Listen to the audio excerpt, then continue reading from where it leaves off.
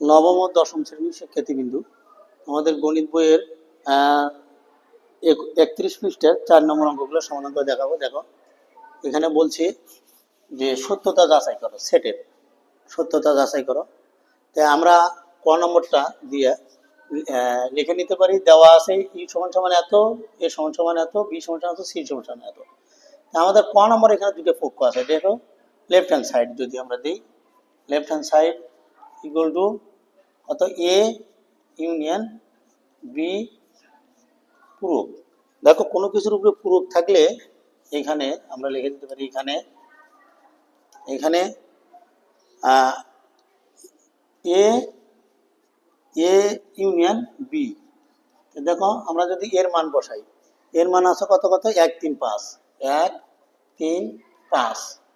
Union বির মান কত আছে 2 4 6, 2 4 6। এই ইউনিয়ন মানে দুটো সেটের যোগ করা, 1 2 3 4 5 6, এটা আমরা পাইছি।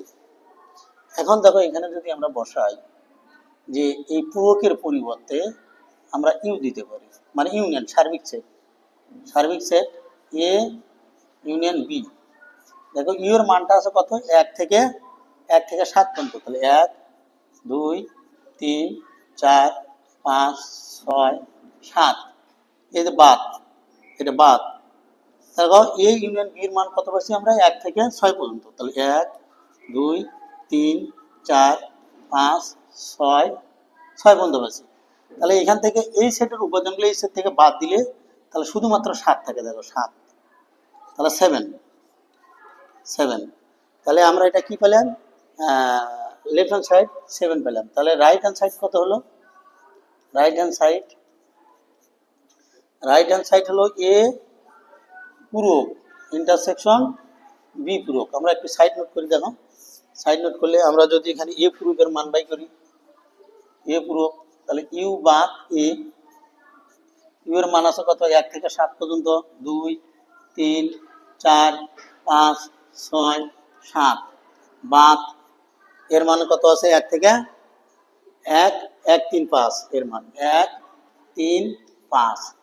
1 3 5 যদি আমরা বাদ দিই, দেখো 1 3 5 বাদ দিলে যা থাকবে সেটাই হবে। তাহলে 2 4 6 7, এ পূরক গেল। দেখো, এরকম বি পূরকের পূর্বে থাকলে তাহলে ইউ বা বি, তাহলে ইউ এর মান আছে 1 2 3 4 5 6 7, বাদ বির মান আছে কত 2 4 6, 2 4 6, 2 4 6 বাদ দিলে কত থাকে, দেখো 2 4 6 বাদ দিলে 1 3 5 7 থাকে। তাহলে আমরা এই মানটা আমরা বসে দিই। দেখো, এ পূরকের মান পাচ্ছি কত 2 4 6 7, ইন্টারসেকশন বি পূরকের মান পাচ্ছি কত 1 3 5 7। তাহলে 1 3, যেটা মিলে আছে কোনটা, শুধু মিলে আছে 7, ইন্টারসেকশন মানে শুধু মিলতে হবে 7। তাহলে দেখো, লেফট হ্যান্ড সাইডও যা, রাইট হ্যান্ড সাইডও তাই। তাহলে সুতরাং আমরা দিতে পারি left hand side equal to right hand side proof, এটা আমরা দিতে পারি। দেখো, খ নম্বরটা দেখো,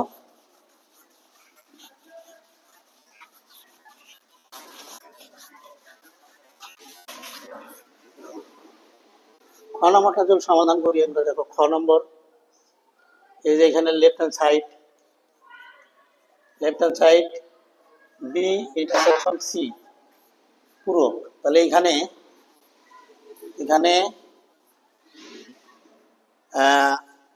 বি ইন্টারসেকশন সি, বির মান কত কত আছে, দেখো 2 4 6, 2 4 6, ইন্টারসেকশন সির মান কত কত আছে 3 4 5 6 7, মিল আছে। তাহলে মিল আছে কত, তাহলে মিল আছে শুধু 4 6, হ্যাঁ 4 6 4 6। তাহলে আমরা ইউ এর মান এই পূরকের পরিবর্তে ইউ দিব, বা বি ইন্টারসেকশন সি। বি এর মান আছে 1 2 3 4 5 6 7 বাদ এই যে বি ইন্টারসেকশন সির মান বললাম 4 6 তাহলে 4 6 বাদ দিলে কত থাকে 4 6 বাদ তাহলে 1 2 3 5 5 7 থাকবে। এটা গেল হলো left hand side. Right hand side যদি দেখি আমরা রাইট হ্যান্ড সাইডে বি পূরক আছে, দেখো বি পূরক, কোনো কিছুর পূরক থাকলে ইউ বাদ বি, তাহলে ইউ এর মান আছে কত 1 2 3 4 5 6 7 বাদ বি, বির মান আছে কত 2 4 6 2 4 6 2 4 6 বাদ দিলে দেখো 2 4 6 বাদ দিলে 1 3 5 7 থাকে।